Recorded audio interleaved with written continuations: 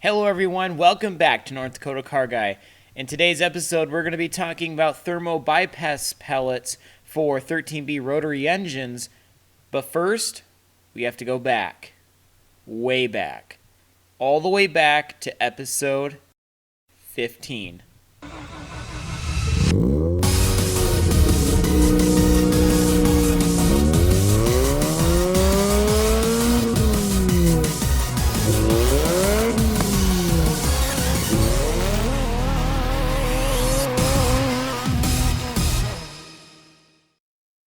So for those who've been following my channel for quite some time will remember that there was an episode 15 of Project Dream, and then all of a sudden it disappeared. That was no coincidence or mistake. The reason that happened was because in that video I show how to install a thermo bypass pellet. After starting Project Dream, the car was all ready for its first test drive, where I ended up actually meeting a fan at the mall in Bismarck, which was really exciting, and I was glad to talk and meet up.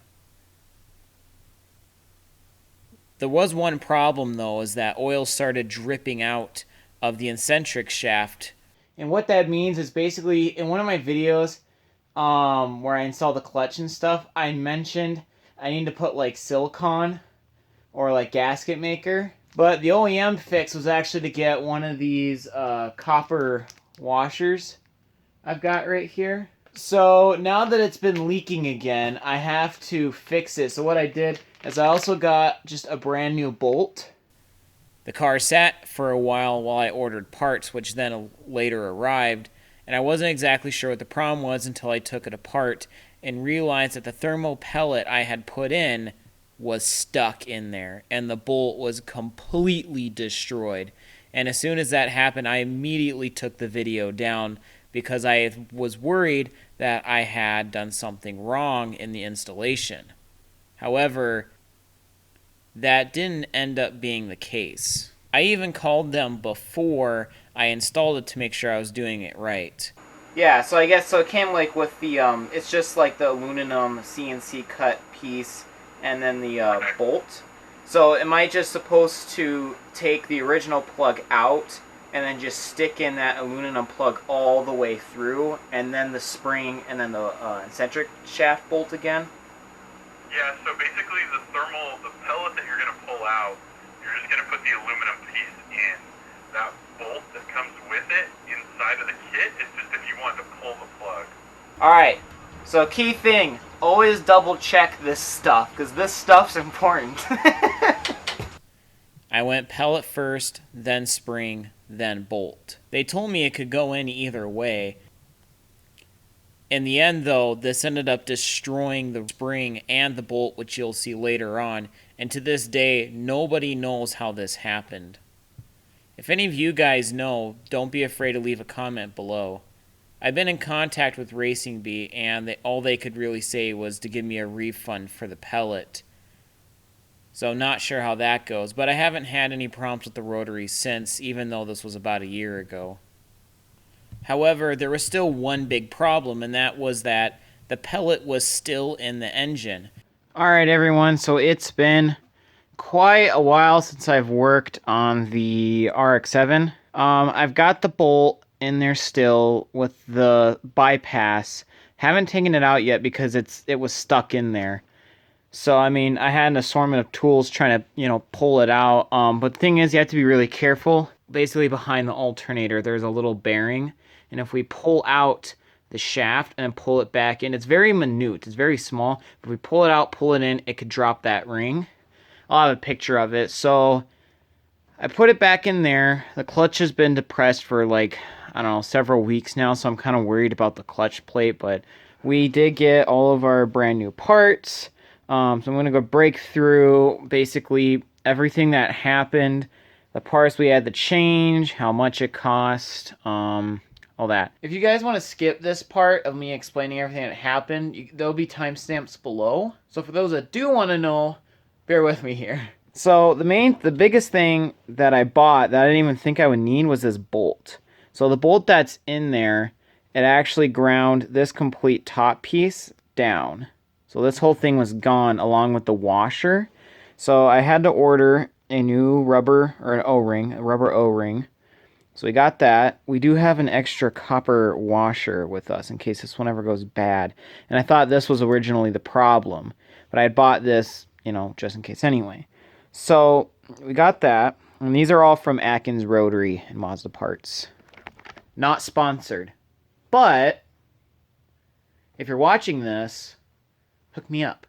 So we got a new O-ring for this, and then we got a new spring, because this is the original pellet. Because this spring in here, this one's the new one. You can see how much bigger it is, but it's not that it's bigger, it's that it's compressed.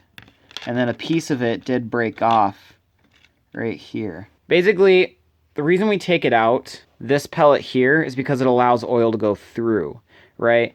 And it lets the engine warm up quicker, but if this fails, it could actually cause severe engine wear because it's a lack of oil. So we take these out to basically prevent that from happening.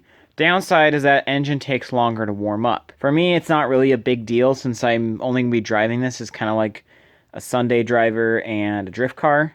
Well, this is the original one here, and this is going to be our replacement for that. And it basically goes in the same way. The one with the racing beat, I found out that they had told me that actually it could go in either way. It didn't have to go in like front and then spring and then bolt, because that's what I did. But it can go spring, pellet, and bolt. But they suggest not to use the spring apparently, or some weird deal like you can, but you shouldn't, but it doesn't matter. And I think it does matter, actually. And it just blocks it all off. So the good news is that there's probably no metal bits. I didn't see any metal bits when I took it apart, thankfully. It could, any like shavings from the spring or the pellet in there is still going to be in there because it was blocking off the holes, basically. The way we're going to install this, it's going to go in here like that. And then our new spring is going to go on like so. So it'll be like that when we install it. You guys are probably wondering what all this stuff is. So all this stuff is an assortment of bolts and nuts because we have to get that original one out. Alright guys, so here is our piece. So we've got our double nut here. So we're going to hold on to this with the pliers. This is the screw we're going to use to basically extract it. We're going to tighten this, and it's going to very slowly pull this out, like so. And then up here, we've got our coupling nut with our lock nut here. This nut is just going to keep this piece from loosening or anything. And then up here is our fine thread. So with our fine thread being up here, sorry, it's not focusing. With our fine thread here, I basically took two nuts, put on here, locked them closer together, and then just shoved them basically in here. So this is cross-threaded. So you want to be careful. We don't want to take this out or do anything with this. Because if this comes out, then the rest of this is going to be screwed, basically. What I did with this is it's basically this nut here. I just chopped off. It's actually down here, though. I did it with this because this had more thread in it. And so now the threads are like down into here, about. And it wasn't so close to the top where it could just pop out. So with our funky jimmy-rigged system here, we're going to go ahead and take the nut that's in there now. We're going to take that out and then work with this guy. And like before, you want to be really careful when you do this because you do not want to move the shaft forward or back in any way. So I've got the clutch right now engaged. So the pedal's to the floor, and that's actually keeping a back pressure on it. So when we do this, it makes it a little bit more supportive, I guess.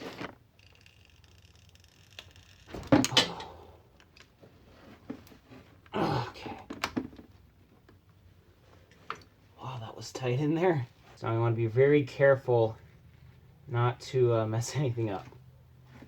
The socket size for that, I believe, is a 19. Yep, 19 millimeters. Do not go in inches.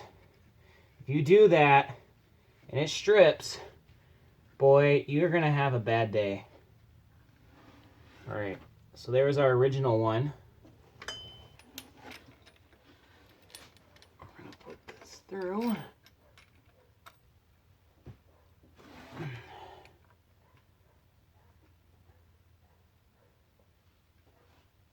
Oh man, this is kind of... The shaft is not perfectly straight, believe it or not. But I do believe that it is in there. So I'm gonna go ahead. We're just gonna tighten it a bit more. Alrighty, tighty.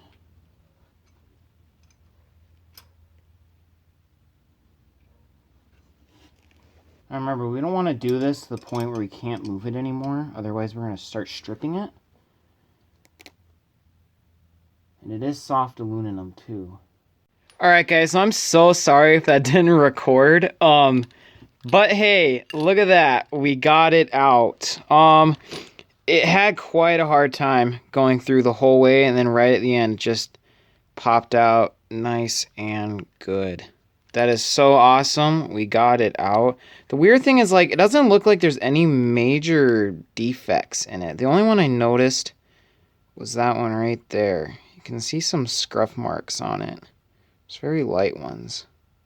So I'm going to go ahead and look more closely into this. I'm going to check.